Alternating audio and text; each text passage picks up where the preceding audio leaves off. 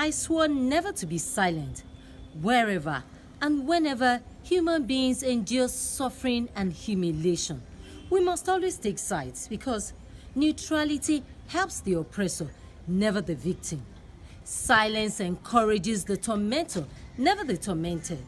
Hello, you're welcome to Who Cares Moment with Biola, the voice for the voiceless.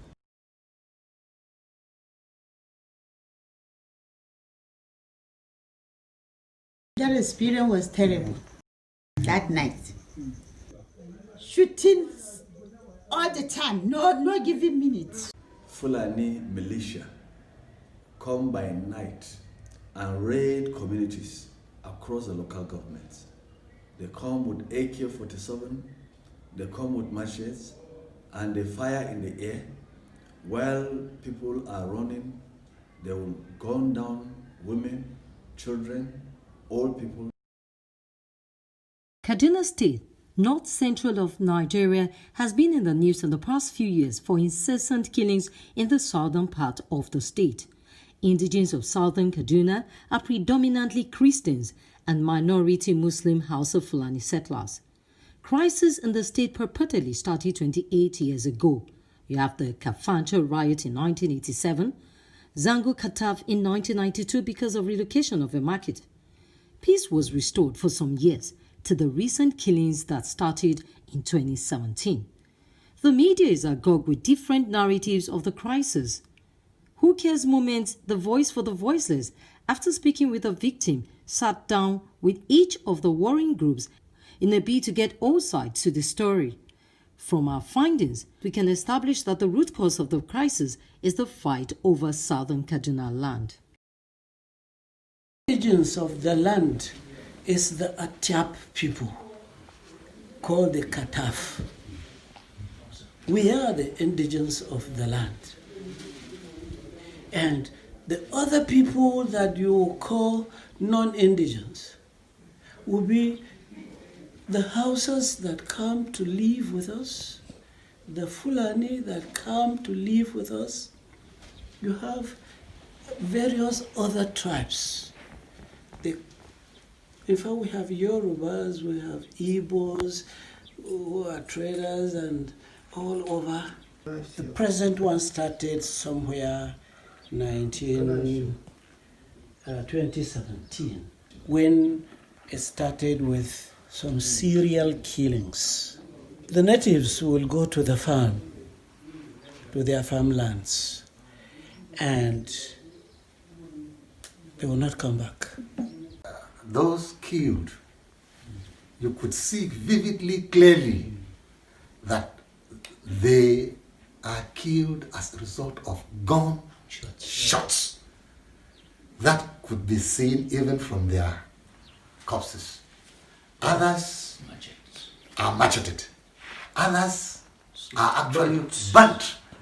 Others are slaughtered. You could see it. Killed, gave you down, cut you off. So these are some of the things they use. For the properties, in fact, they burn houses. You will imagine. It is not just an ordinary fire. These fires are normally ignited, certainly with the aid of other substances that will speed up the burning, the flames. The June 2020 crisis started as a result of Antioch youths, indigenes retaliating for the unjust killing of an indigene in his farmland after allegedly being earlier warned by settlers for him to leave the land for their use. Commission of inquiry. And our people are saying now, let's go back to that Kujo commission of inquiry and their report and the white paper. Well, that matter is still with government. We have made our position known, and government, as far as we are concerned, are looking into it, and we hope they will look into it properly. But that is about the land. But the issue of this issue, the last thing that triggered this fight, that the attacks, was somebody owning a piece of land legitimately. And his father retired and is living very close where the piece of land is. And he had been met to say, you will not farm this land this year. And you say, why won't I farm it? It's my own. I have no quarrel with anybody. In the end, he was killed. That is what triggered the last upheaval.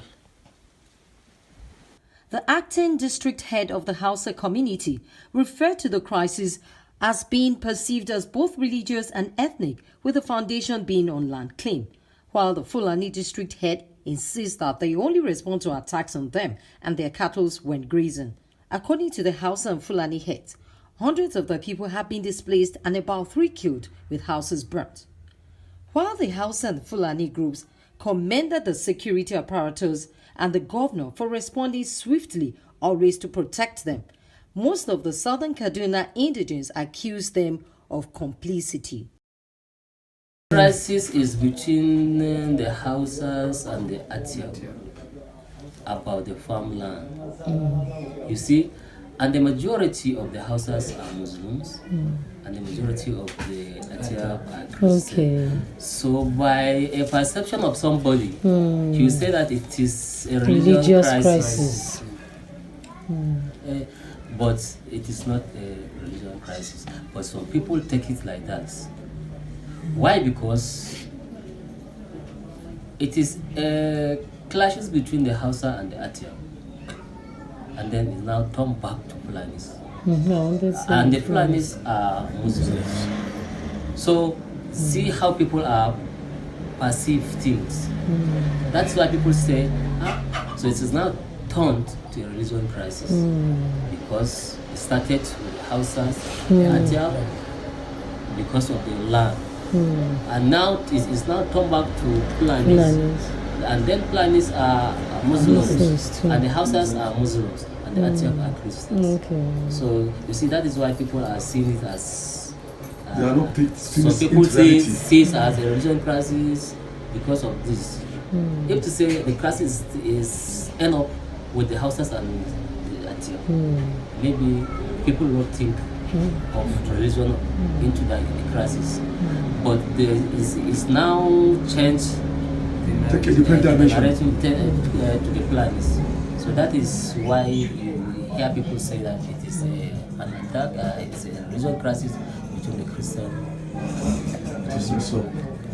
But the initial stage of this crisis is found. 2 Fulanis have been killed there. A Hausa person is also killed there. So look at it. Because they are what? They are Muslims. Then a lot of Christians are passing safely. When you look at the road, Christians are passing safely.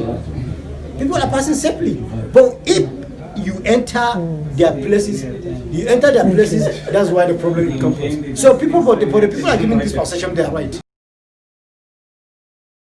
The reason a lot of Fulani men are revenging by sending their cows to eat up and destroy the crops of the indigents, then they take over the farms is because these indigents wrongly accused us of killing their people in the farms without investigating.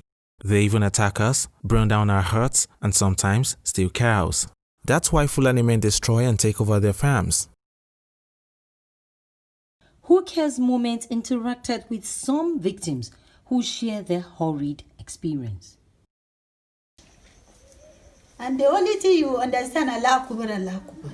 Shooting all the time, no giving minutes. So he was busy trying to call the police, the security, shot, isn't it? Yeah. He was trying to call the security. If security you call, you say, no, call again. They will say, call again.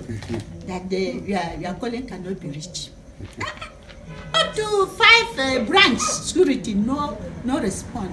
So, and the gun was continuous shooting. Continuous shooting. The gun. It's not the shooting. Fulani men came into the community on the 5th of August and started shooting. People ran to different directions. My father, my brother, and my 3 little nephews were all killed. This house I'm standing in front of was burnt down. So many people were brutally killed.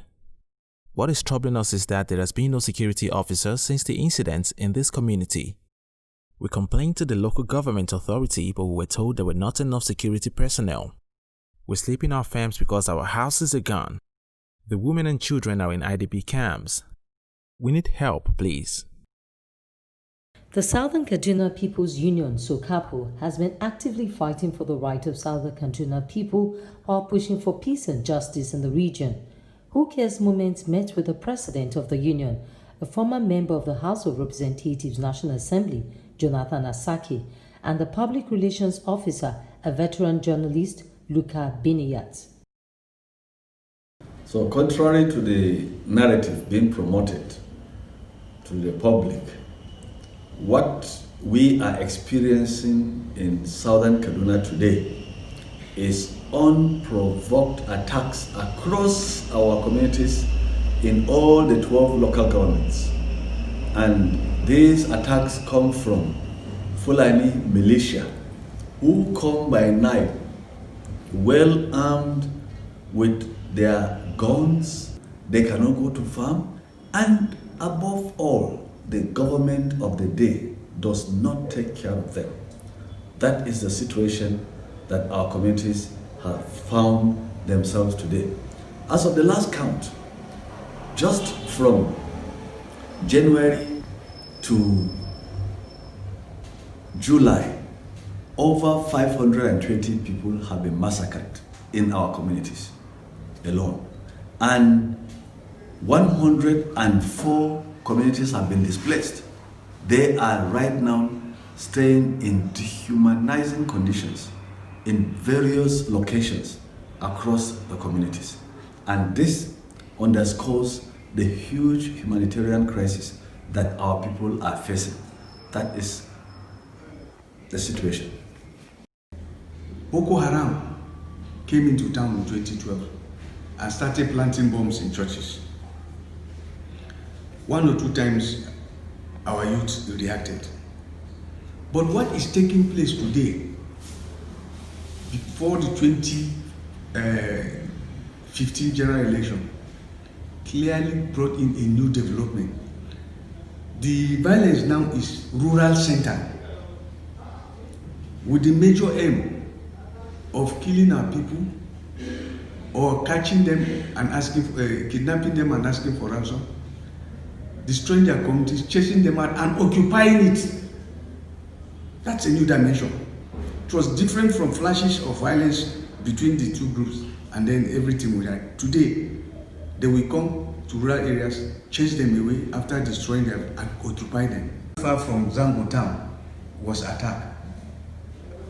Surviving victims said they saw army patrol van came into the town as the Fulanis were shooting and burning. And then when they shot in the air, when the soldiers shot in the air, the Fulanis also shot, and then they held each other. And then the vehicle drove back. That is the kind of complicity that we've been hearing. We also hear stories about helicopter dropping some things in the bush.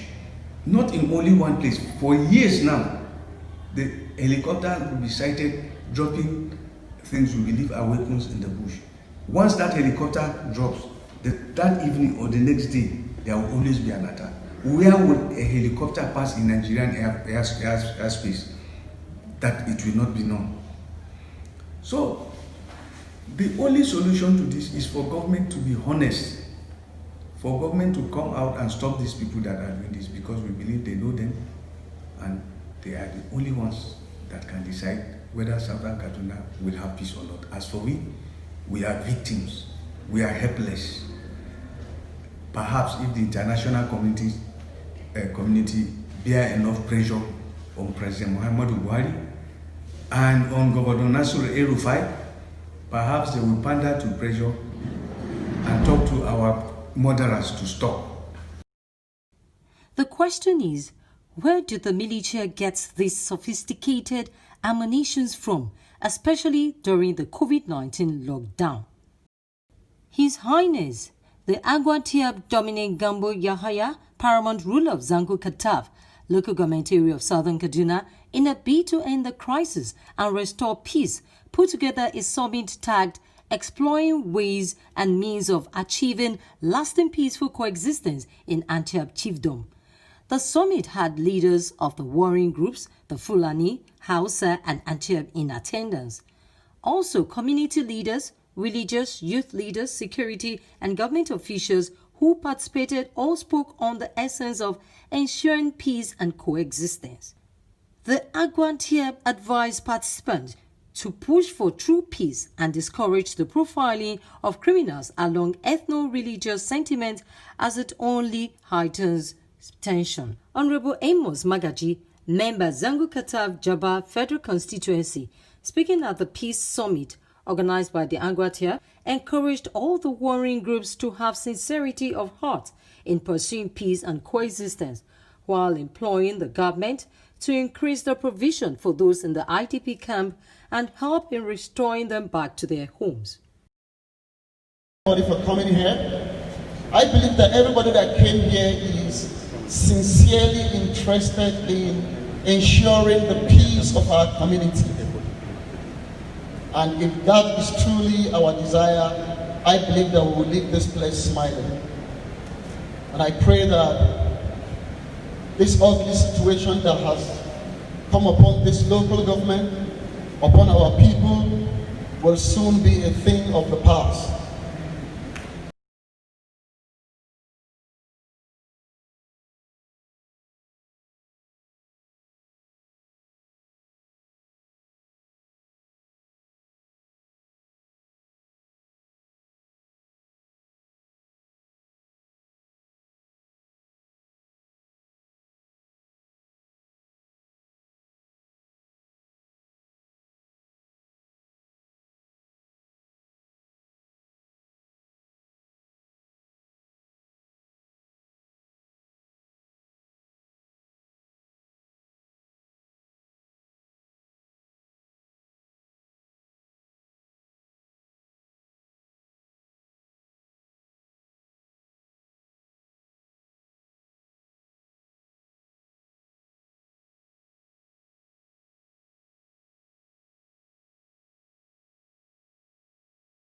So, what is the story behind the revenge?